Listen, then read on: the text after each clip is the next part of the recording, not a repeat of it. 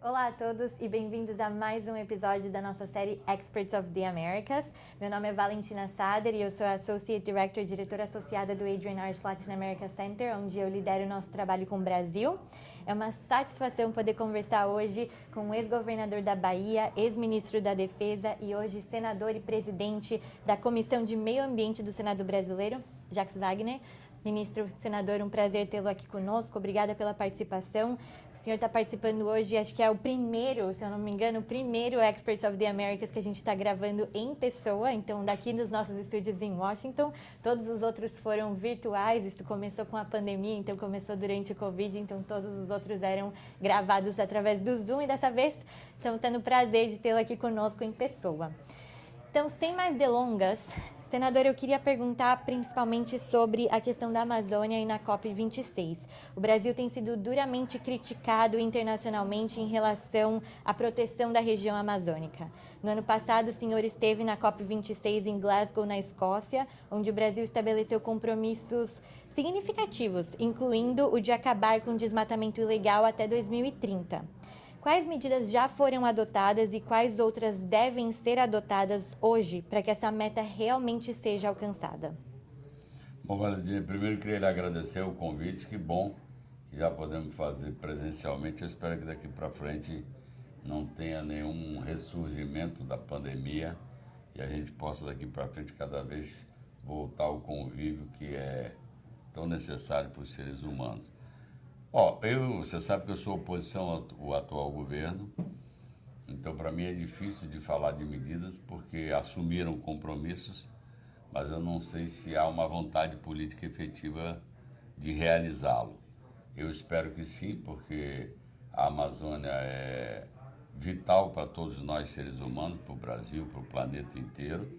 Estamos vivendo um momento de muita tensão nessa área ambiental, muitos episódios. Pantanal queimou 20%, seca no Rio Grande do Sul, contaminação das águas, da terra, do solo, aliás. Então, eu acho que é fundamental cuidar. Agora, recentemente, eles lançaram um concurso para fiscais do IBAMA, em tese seria um reforço da fiscalização, e eu preferia dizer que a partir de janeiro do ano que vem, sendo outro presidente, eu acho que os compromissos com o meio ambiente serão maiores do que os atuais. De qualquer forma, nós temos sistemas de monitoramento, o INPE está aí, ou seja, nós temos vários sistemas de monitoramento por via de satélite e que viabilizam que a gente possa controlar, tanto que quando nós fomos no governo, de 2003 até 2010, nós tivemos uma queda significativa na taxa de desmatamento. Por isso é determinante que haja uma vontade política do presidente da República que aquilo seja uma orientação. O atual presidente, sinceramente, eu não acredito que fará isso porque não é pauta dele. Mas, senador, o senhor também é presidente da Comissão do Meio Ambiente no Senado Federal. Como que o senhor acha que o Congresso pode contribuir, então, para alcançar esses objetivos? Olha, nós temos feito esse trabalho. Na Comissão de Meio Ambiente, eu diria, de resistência. Alguns projetos, como regularização fundiária, novo licenciamento ambiental, eles ainda não foram votados exatamente pela nossa contraposição e a tentativa de estabelecer um diálogo, de colocar as coisas no seu devido lugar e não piorar ainda uma legislação, que nós temos uma legislação boa ambiental, falta fazê-la cumprir, mas de qualquer forma o papel do Congresso é esse. Agora, não nego que hoje, na Câmara dos Deputados particularmente, você tem uma maioria que comunga de uma postura como essa do presidente da República, ou por convicção ou por interesse. Então, na Câmara você tem dificuldade de barrar essas iniciativas. O Senado, eu diria que é mais equilibrado e por isso a gente tem feito esse processo de resistência a essas novas leis. Senador, nós estamos aqui nos Estados Unidos, nós estamos em Washington, então eu queria perguntar também, olhando para as relações bilaterais com os Estados Unidos, avanços na proteção ambiental e desenvolvimento sustentável são prioridades do governo Biden e de outros países do mundo também. O Brasil, com sua riqueza de recursos naturais, tem um potencial enorme nesse quesito. De que maneira o senhor vê que os Estados Unidos e o Brasil poderiam cooperar para reforçar esses comprometimentos com políticas ambientais sustentáveis e cada vez mais ambiciosas? Olha, eu acho que o Brasil tem que cooperar com o mundo inteiro, com todos os países, com os Estados Unidos, evidentemente, somos parceiros, somos das Américas e temos um histórico de relacionamento muito grande, porque eu gosto de dizer que a solidariedade ambiental, ela se impõe. Porque o que acontece de degradação num país ou em qualquer lugar do planeta, ele vai contaminar o conjunto do planeta. Então não há como você ficar alheio a essa realidade. No caso do presidente Biden, que está tentando aprovar no Congresso um pacote, eu diria assim, ambiental bastante vigoroso, eu não tenho dúvida que nós temos muito que podemos contribuir em troca, em intercâmbio de tecnologia, em intercâmbio de programas. E é preciso também que a gente faça intercâmbio não só com os Estados Unidos, com outros países, no sentido de desenvolver a região. Não adianta só falar em preservar.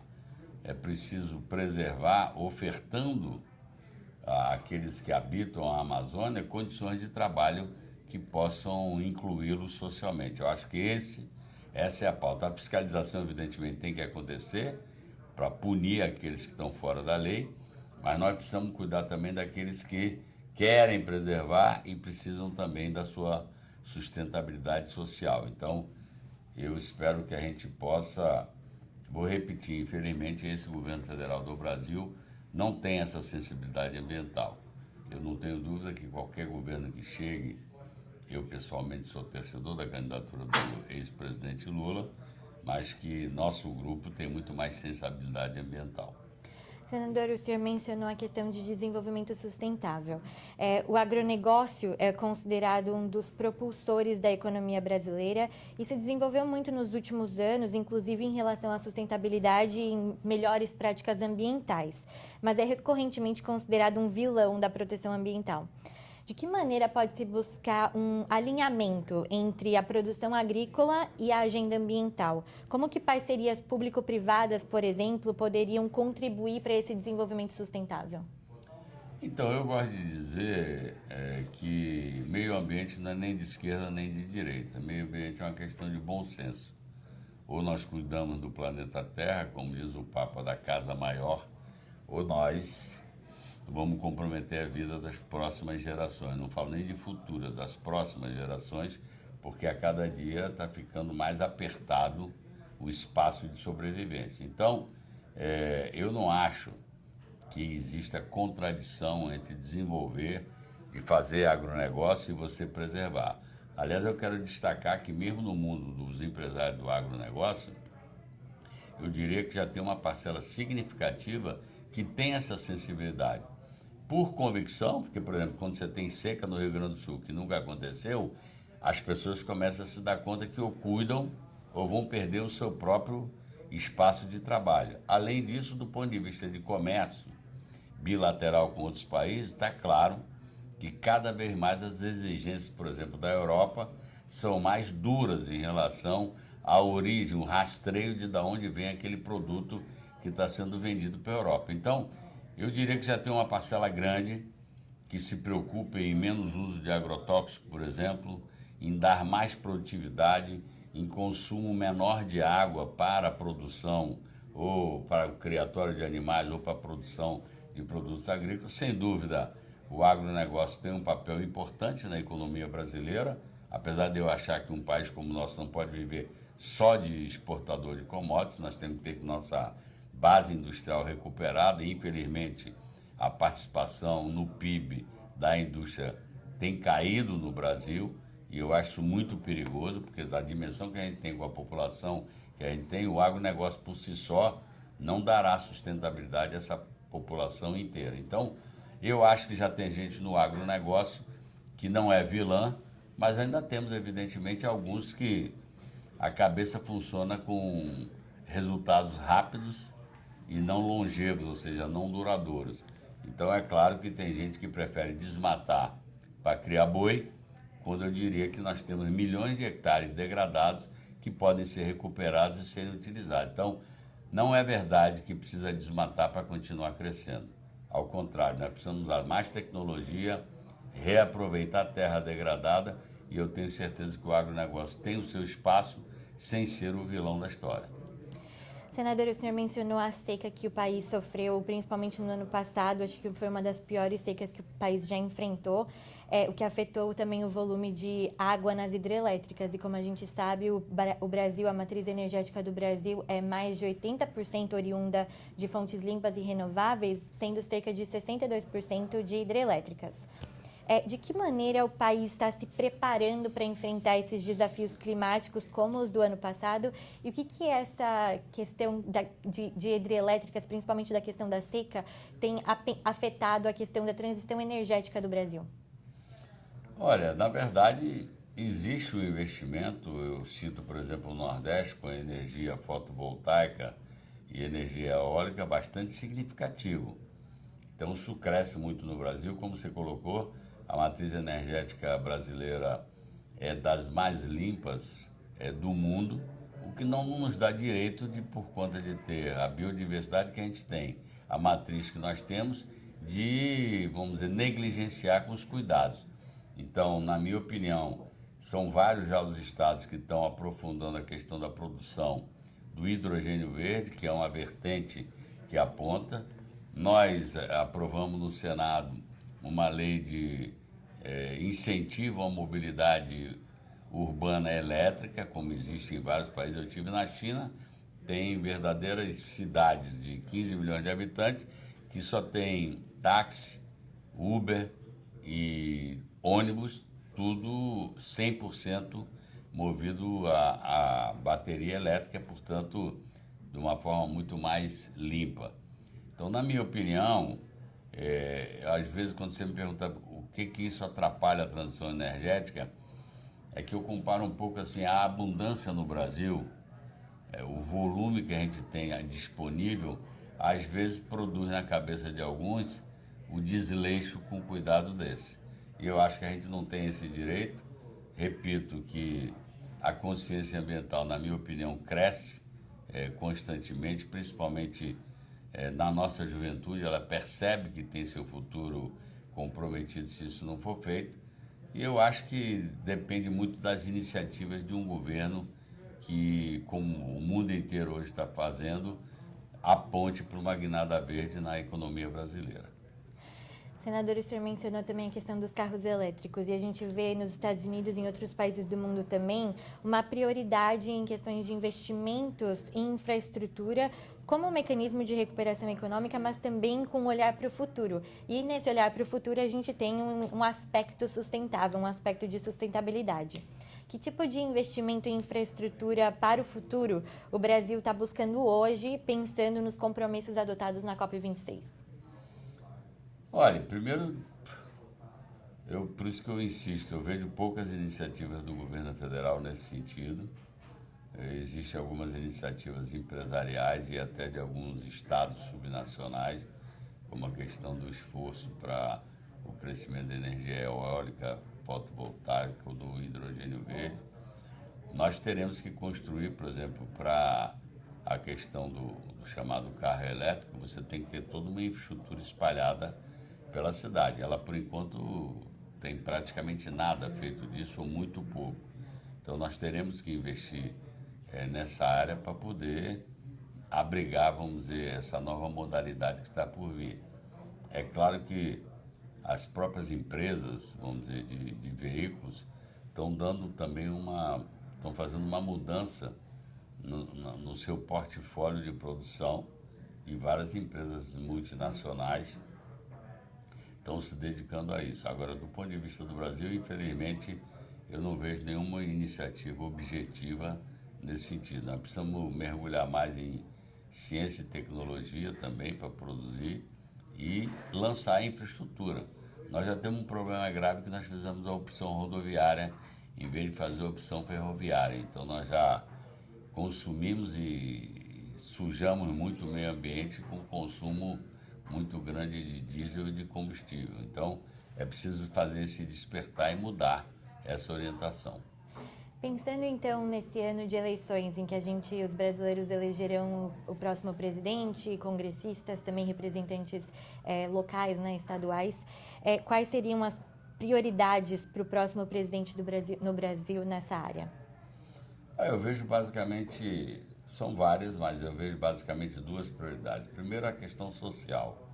Hoje o Brasil vive uma crise social muito forte, inimaginável, na verdade. Voltamos para o mapa da fome da ONU, tínhamos conseguido sair do mapa da fome. Hoje nós temos de novo 20 milhões de pessoas na chamada extrema pobreza, uma taxa de desemprego muito alta, inflação e juros muito altos, perda de poder aquisitivo e, portanto, perda do mercado de consumo. Então, para mim, no caso, vamos dizer, da candidatura que eu defendo, do ex-presidente Lula, eu não tenho dúvida de lhe dizer que o primeiro foco será o foco no social, como a gente fez em 2003, apesar de que em 2003 nós recebemos do ex-presidente Fernando Henrique um Brasil muito mais equilibrado do que o que a gente vai receber agora.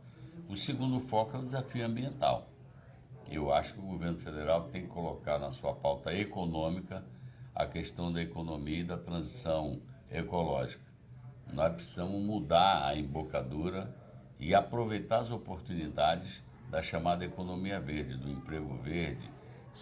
Por isso que eu digo, a questão ambiental hoje ela não se coloca só como uma questão ambiental. Ela é uma oportunidade de negócio, é uma oportunidade de geração de emprego e de crescimento econômico. Então, para mim, eu diria que essas duas pautas são fundamentais, a social, a ambiental. É óbvio que tem questões políticas, institucionais a serem tratadas, mas se você disser para eu elencar duas questões, é a questão social, que óbvio terá que ser resolvida com o crescimento econômico. Eu preciso gerar emprego. Então, eu gosto de falar muito em sustentabilidade tripartite, econômica, social e ambiental. Eu acho que ou a gente faz essas três andar em conjunto, ou na verdade nós não teremos um desenvolvimento integral. E também a minha última pergunta, então, para a gente finalizar, qual que o senhor acha que é a importância de uma cooperação a nível local também, do governo federal com o nível local, então com governadores, com prefeitos, mas também com o setor privado? Olha, eu tenho uma experiência muito rica nesse setor, porque quando eu fui governador 8 anos, e agora na Bahia o governo estadual continua sendo um governo do PT, e nós somos o estado com a segunda maior taxa de investimento do país, só perdendo para São Paulo, que é uma economia muito mais robusta do que a nossa. E nós temos uma parceria com o setor privado muito grande. Nós temos, talvez, seja o país com o maior número de PPPs feitas no país. Então, eu acredito que o setor privado e público, eles são complementares. Há locais que você depende da presença do setor público para atuar, porque, óbvio, que o setor privado não vai atuar desbravando determinados locais ou desbravando determinados investimentos que não deem taxa de retorno. Não é próprio do setor privado isso. Então, eu considero que nós podemos trabalhar muito em combinação, e eu fiz isso o tempo todo na Bahia, não vejo nenhuma dificuldade. Eu acho que o mundo caminha para isso. São áreas que são preferencialmente, obrigatoriamente do setor público. Eu não gosto muito do dogma, tudo tem que privatizar, nada pode ser público. Eu acho que tudo na vida é posologia, é a dose, saber quando é que você regula essas coisas. Então, eu exercitei isso. Hoje, a relação no país não é muito republicana, quando você fala da contribuição do governo federal com os governos estaduais. Por exemplo, nós na Bahia somos um governo de oposição, e em muitos momentos temos dificuldade de programas que você depende do governo federal das coisas andarem. Então, é uma visão que eu acho totalmente ultrapassada. Eu já fui governador e eu acho que é obrigação de todos nós respeitarmos aqueles que estão na cadeira, ou de prefeito, ou de governador, ou de presidente da República, porque todo mundo chega lá pela mesma via do voto. Então, é preciso respeitar a todos e conviver na diferença.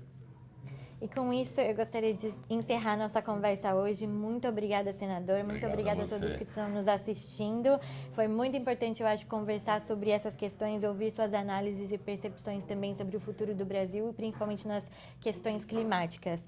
Obrigada mais uma vez pela participação. Obrigada a todos por assistirem e até a próxima.